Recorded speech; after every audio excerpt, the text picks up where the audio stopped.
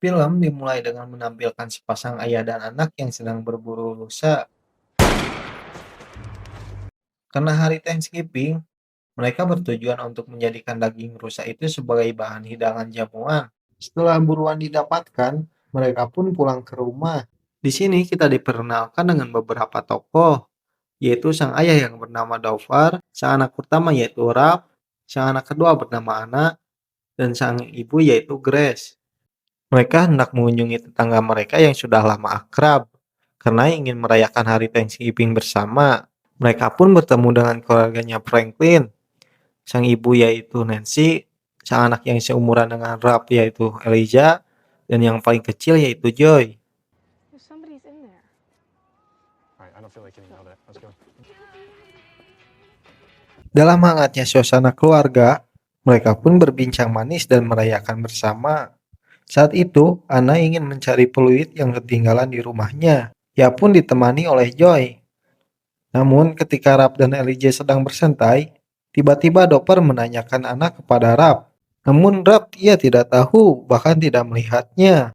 Dopper pun kembali ke rumahnya ingin mencari Anna. Tapi di rumah itu sepi, tak ada yang menjawab syautannya. Kemudian, Dopper dan yang lainnya pun berkumpul. Saat itu, Rap tiba-tiba mengingat bahwa sebelumnya Anna dan Joy bermain di mobil ban putih yang tadi parkir di dekat rumahnya Franklin. Ketika hujan melanda, Rap dan Dopper pun mencari mobil itu. Sayangnya, mobil itu sudah menghilang.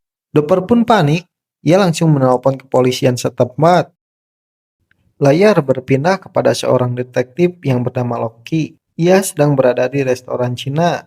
Ketika detektif Loki sedang melahap, ia mendapat panggilan dari kantor polisi. Panggilan itu berisi laporannya Dopper terkait mobil van putih yang diduga menculik kedua anak itu.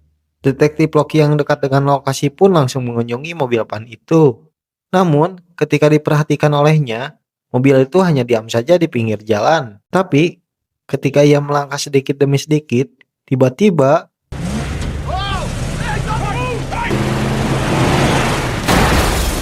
entah apa yang si supir pikirkan. Ia sengaja menabrakkan mobilnya ke arah pohon.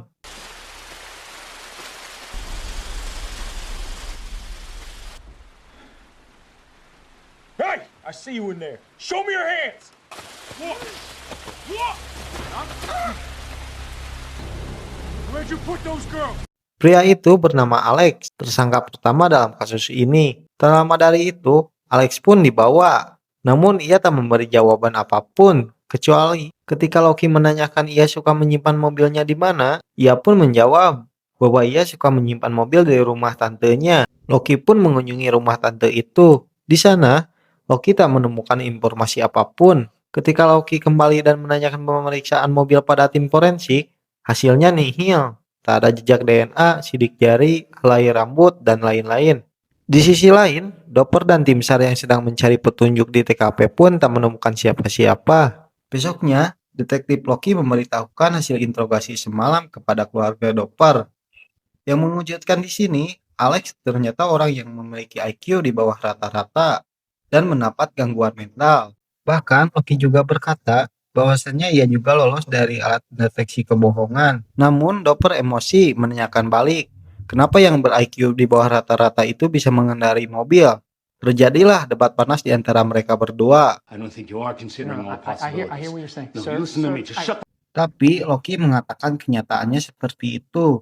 Akhirnya Dopper meminta maaf dan hanya memiliki satu permintaan, yaitu jangan dilepas dulu si Alex itu. Loki pun hanya diam saja, karena ia tahu bahwasanya jika dalam 48 jam bukti-bukti tidak cukup, maka secara hukum ia berhak dibebaskan. Setelah itu, Loki akan mencari petunjuk ke setiap orang yang pernah terkait kasus asusila di masa lalu. Rumah ke rumah ia cari, namun tak ada hasil. Sampai ia menemui orang terakhir, seorang mantan pendeta yang tepar karena kobam. Namun, di sana Loki menemukan basement tersembunyi.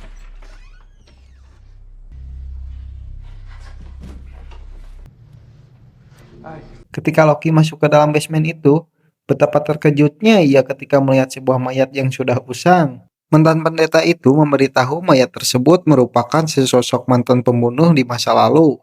Namun, entah apa yang terjadi, sehingga ia berakhir seperti ini. Di sisi lain, tim SAR dan dokter sedang mencari kedua anak itu. Tak lama, dokter pun mendapat kabar bahwa si Alex dibebaskan. Merasa tak adil, akhirnya dokter pun mendatanginya. Dengan penuh amarah, dokter pun langsung mencekik Alex. Dan di sini, Alex mengucapkan yang bikin dokter jengkel.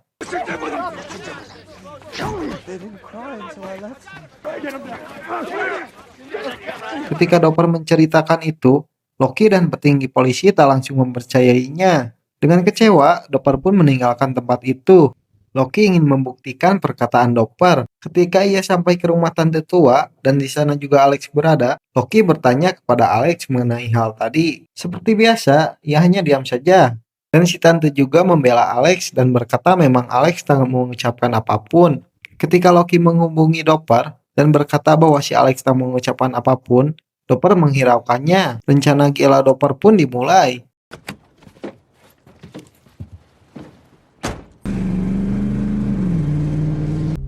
Ia datang ke kediamannya tante tua. Di sana dokter menunggu Alex hingga larut malam. Sampai tiba di mana waktu Alex keluar rumah dengan membawa seekor anjing. Di sini, dokter sedang mengintai gelagat aneh Alex.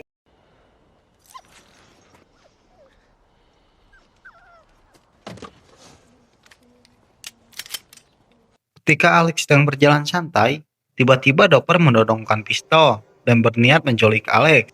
Karena ketidakpuasannya dengan kinerja polisi, akhirnya ia bertindak sendiri. Paginya, dokter membawa Franklin ke sebuah tempat dan ingin menunjukkan sesuatu. Tempat itu merupakan sebuah rumah usang bekas ayahnya dokter. Disinilah dokter menyembunyikan Alex. Walau Franklin tidak sepemikiran dengan dokter, ia hanya menuruti saja perkataan dokter untuk membantu proses interogasinya. Kembali sebentar kepada detektif Loki. Saat ia sedang membaca berita tentang penculikan seorang anak di masa lalu, ia penasaran dengan kejadian itu. Mungkin di sini Loki menemukan petunjuk. Namun, ketika ia mengunjungi orang tua dari anak yang hilang itu, ia tak mendapat informasi apa-apa. Setelah itu, Loki akhirnya kembali menginterogasi mantan pendeta itu.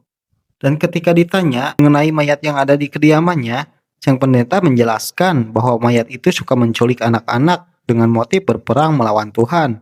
Entah apa artinya itu, Loki pun hanya tersenyum dan tak mengerti apa yang disampaikannya. Kembali lagi pada dokter, di sini tindakan ekstrim dokter pun dimulai. Ia mulai memukul Alex dan menanyakan anaknya.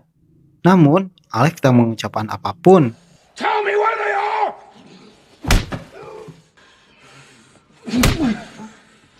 Dokter pun jengkel dan akhirnya membawa palu. Namun, Alex hanya berdiam saja.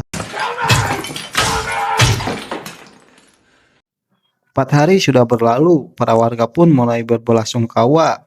Loki pun hadir di sini sampai ketika ia melihat seseorang pria dewasa yang membawa sebuah boneka dengan gelagat kaku seperti orang yang merasa bersalah. Loki pun mencurigainya. Ketika Loki hendak mendekati pria itu kabur dan kejar-kejaran pun terjadi.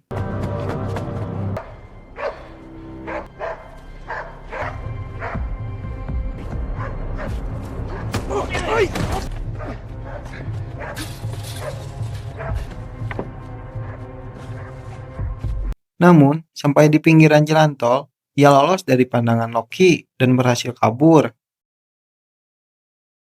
Besoknya, stasiun TV menampilkan sketsa wajah yang dicurigai Loki. Tak lama dari itu, sebuah toko pakaian anak-anak menghubungi kepolisian.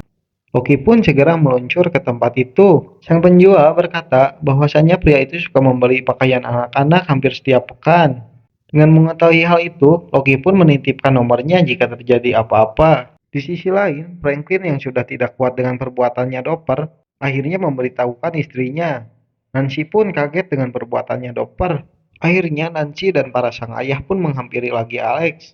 Ketika Nancy membuka penutup wajah Alex begitu hancur. Entah apa yang dilakukan oleh dokter. Ketika Nancy hendak membujuk, tiba-tiba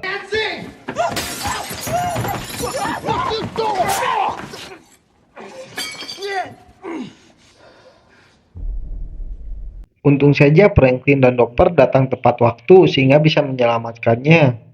Setelah itu, dokter pun ingin membuat sesuatu. Entah ide edan apa lagi yang dilakukan Dopper, dan yang ia buat adalah sebuah ruangan kecil, yang dimana Alex terhempit di tempat itu, tidak bisa duduk, tanpa cahaya. Ditambah lagi, ia menambahkan keran air panas dan air dingin, yang diperuntukkan untuk menyiksa Alex. Franklin dan Nancy pun tidak mau ikut-ikutan lagi dengan ide gilanya si Dopper. Scene berpindah pada pria yang sebelumnya membawa boneka. Ia menyusup ke rumahnya Franklin dan rumahnya Dopper. Namun, entah apa yang ia cari di kamarnya anak. Ketika itu, sang ibu sudah bangun dan merasakan kehadirannya anak. Tapi, pria itu sudah menghilang, keluar melewati jendela. Grace pun akhirnya memanggil Loki. Ketika sampai, Grace menceritakan bahwa sebelumnya anak pulang ke rumah karena ia merasakan kehadirannya. Namun, Loki melihat obat penenang dan kurang percaya apa yang disampaikan Grace. Ketika di lantai bawah, Loki menanyakan Dopper, tapi Grace malah balik bertanya, bukannya Dopper suka mencari anak bersama kepolisian hampir setiap malam? Mendengar hal itu, Loki pun khawatir jika Dopper main hakim sendiri. Esoknya, ketika Loki sedang melihat berita tentang ayahnya Dopper, ia membaca bahwa ayahnya Dopper dahulu meninggal karena bunuh diri di rumahnya. Namun, yang jadi sorotan di sini adalah alamat rumah sang ayahnya Dopper. Di sisi lain, Dopper melanjutkan aksi edannya dan memaksa Alex untuk berbicara. Namun, tak ada hasil sama sekali. Dopper menanyakan A, tapi si Alex malah ngejawab B. Kan ya salam.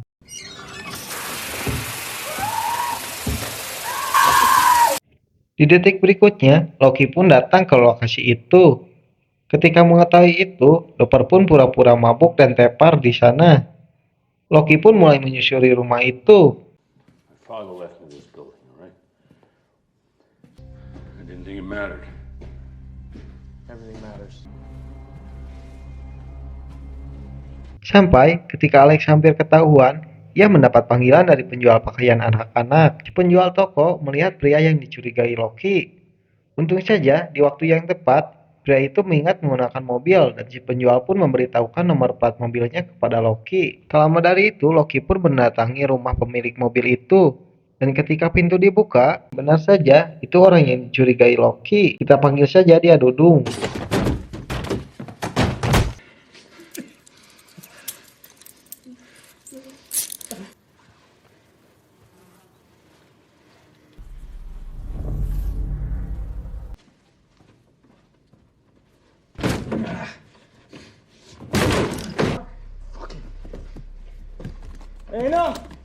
Di dalam kamar, terdapat banyak sekali kontainer yang dikunci.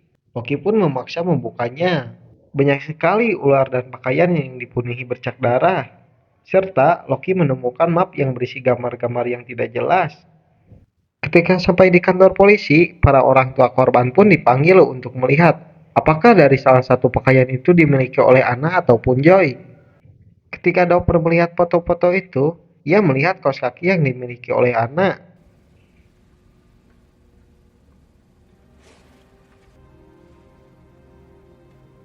Dengan hati yang sedih, dengan rasa percaya tak percaya, akhirnya Dopper meninggalkan tempat itu.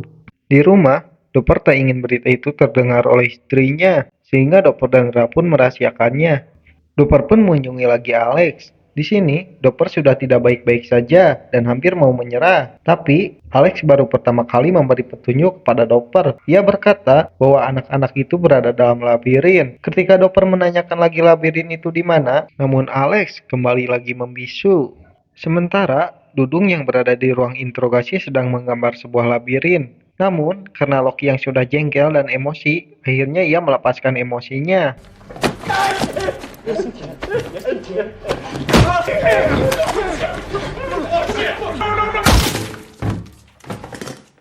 Loki sangat stres karena petunjuk paling berharganya sudah tiada.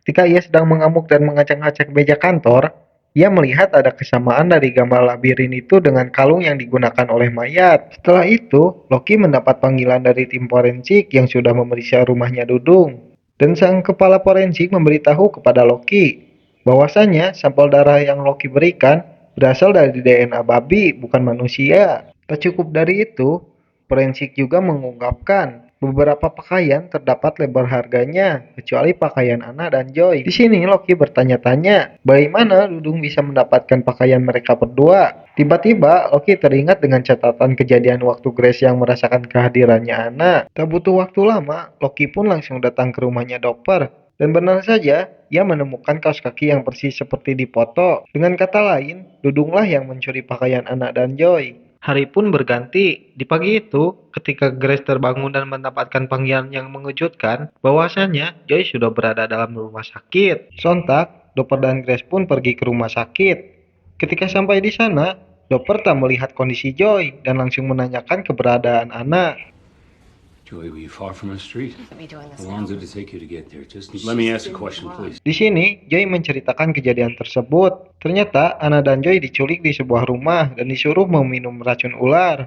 Namun, ketika Anna dan Joy hendak kabur, mereka ketahuan. Joy berhasil kabur, namun Anna, ia masih berada di dalam kediaman seorang penculik. Di akhir, Joy berkata bahwa Dopper ada di sana. Bahkan Dopperlah yang menutupi mulut mereka dengan selotip. Entah kejadian itu benar atau tidak, karena takutnya efek racun yang diberikan oleh penculik masih tersisa. Dopper pun melarikan diri seperti menyadari sesuatu. Melihat kondisi itu, Loki pun mulai mengejar Dopper.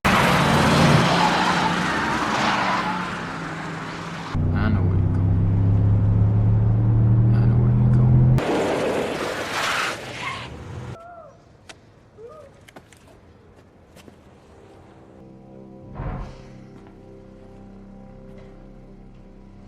Namun, ketika ia menghampiri rumahnya ayahnya Dopper, ia tak ada di sana.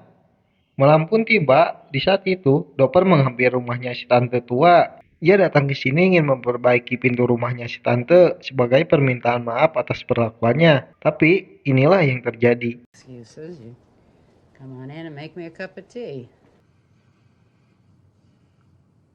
I know they were here.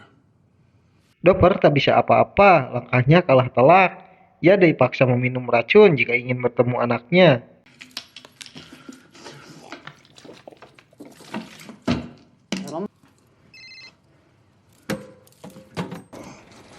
That's right.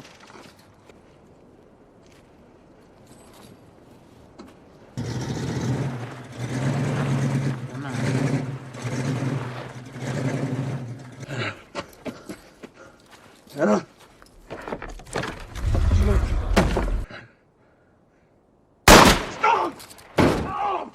Hingga akhirnya Dopper pun dipaksa masuk ke sebuah lubang. Namun, di sana tidak ada siapa-siapa. Wait, no, wait.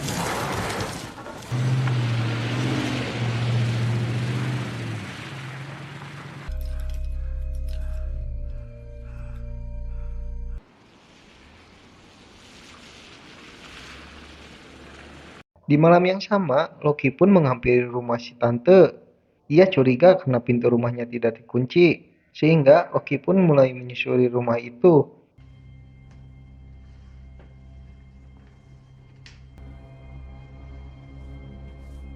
Ketika Anna hampir diracun lagi, tiba-tiba Hands. Do not move and show me your hands. Right now!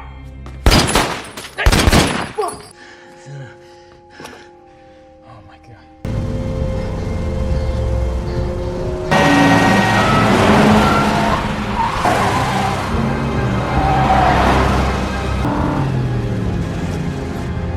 Hey! Help! Help! Help! She's doing real good.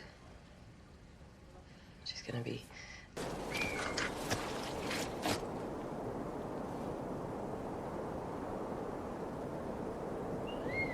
tamat, film pun berakhir sampai di sini. Kata-kata dari film ini adalah anak-anak mencari perlindungan, orang dewasa mencari jawaban. Di antara ketakutan dan cinta, film ini memperlihatkan betapa rapuhnya hati manusia saat menjaga harta yang paling berharga.